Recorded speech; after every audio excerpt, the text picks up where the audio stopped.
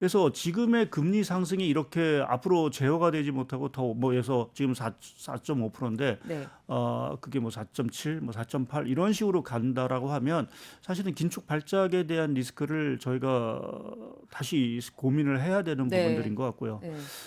다시 이제 3월로 뭐 잠깐 이전 얘기를 드리는데 3월에 아마 SVB 사태가 사실은 있었던 원인 중에 하나가 보게 되면 그 은행들이 갖고 있던 미 국채들이 손실 자체가 어마어마하게 커지면서 네.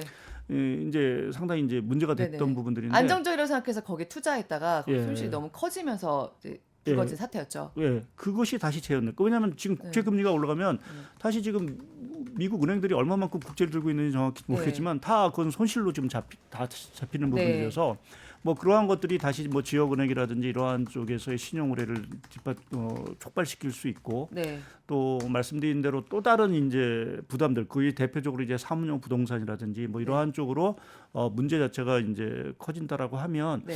사실은 뭐 또 다른 텐트럼 자체가 사실은 좀 발생할 수도 있는 부분들이어서 네. 지금의 어떤 국채 금리의 어떤 상승세 자체가 멈추지 않을 경우 그것이 특히 이제 미국의 어떠한 그 아까 말씀 CDS 뭐 미국이 디폴트 뭐 이런 선언을 안 한다 하더라도 미국의 이러한 정치적 갈등 자체가 계속된다라고 하면 사실은 뭐 미국의 그러한 어떤 신용 문제가 전 세계적으로 다시 확산될 수 있고 그것이 지금 뭐 중국이 그나마 그 조금 이제 신용 그 부동산 문제와 관련돼서 조금 안정을 찾고 있긴 하지만 그것이 또 자극될 수도 어저께도 사실 홍대가 뭐 네. 채권 발행을 못 하면서 네. 네. 또 다시 이제 그 부동산 네. 지수 뭐 이런 것들이 급락을 했는데요. 그러니까 지금 하나도 지금 해결된 건 없고 다 눌러놨는데 그 눌러놓은 것들이 자칫하면 미국발 어떤 그러한 것을 미국이야 뭐 아까 말씀드린 걱정 안 해도 되는데 네. 그것이 다른 나라 쪽으로 확산이 되면서 네. 사실은 문제를 일으키다. 우리나라도 사실 원달러 환율이 다시 이제 1,340원대 오늘도 거의 갈 것 같은데 이게 어느 순간 뭐 더 올라갔을 경우에는 또 뭐 자금 유출 문제라든지 이런 것들이 좀 제기될 수 있어서 네. 여러 가지로 사실은 지금 미국의 국채 금리 상승이라는 부분 자체가 좀 신경이 쓰이는 이러한 상황으로 좀 보고 있습니다. 금방 생각났습니다. 2010년 버냉키 의장. 아, 네.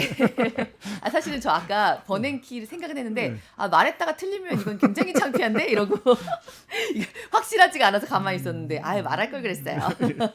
네.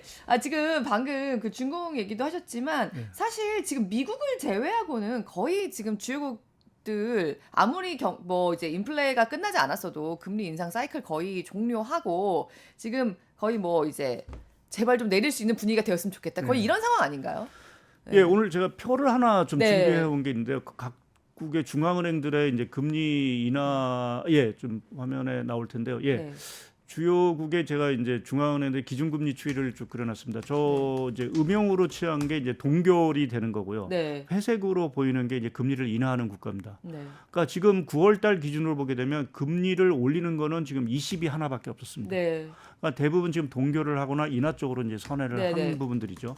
그러니까 이렇게 지금 중앙은행들 자체가 이제 정책 기조 자체를 좀 선회하는 가장 중요한 이유는 네. 뭐 물가가 조금 잡히고 있다라는 부분도 있긴 하지만 네.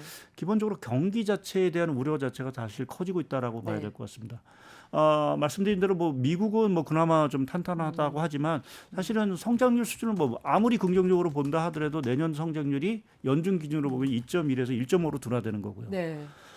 지금 유럽 경기 같은 경우도 보면 독일 경제 자체가 상당히 조금 네. 어렵습니다. 뭐 네. 뉴스에서 보셨지는 알겠지만 독일 경제를 유럽의 병자라고 사실은 지금 네. 지칭할 정도로 유럽 경기가 안 좋기 때문에 사실은 ECB 같은 경우는 추가적으로 금리를 올리기보다는 네. 이제는 내년 가서 이제 금리를 인하할 수 있다라는 기대감이 이미 형성이 되기 시작을 했고요. 네.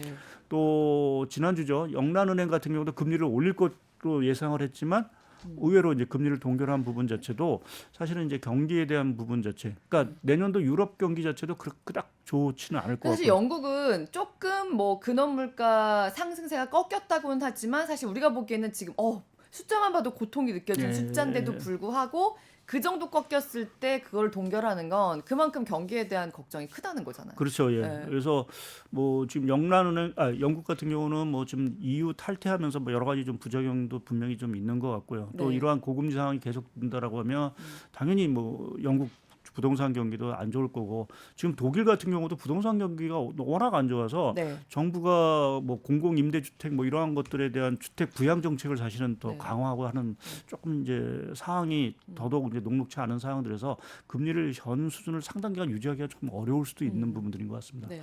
거기에 지금 중국 경기도 뭐 부양책을 쓰고 있지만 그닥 약발은 없는 것 같고요. 이제 그렇게 보면 내년도 성장률이 올해보다는 분명히 낮아질 수 있다. 그렇게 보면 뭐 미국도 성장률이 둔화된다, 뭐 중국도 성장률이 둔화된다, 유럽은 뭐 올해보다 조금 낮을 수 있는데 뭐 그닥 뭐 좋아지지 않는다라고 하면 세계 경기 흐름이 내년도 흐름을 봤을 때 뭐 그렇게 기대할 게 없다라는 부분에서 조금 그것도 사실은 최근에 시장 자체가 조금 짓눌리는 부분들이 아닌가라는 쪽에 좀 생각을 하고 있고요. 네. 네. 그게 기본적으로는 우리나라 경기에도 사실은 좀 부정적인 영향을 결국 네. 미칠 수 있고 그게 4분기 들어와서 이제 조금 이제 최근에 주식시장 자체가 탄력을 좀 잃는 이유 중에 좀 하나가 아닌가 좀 판단을 좀 하고 있습니다.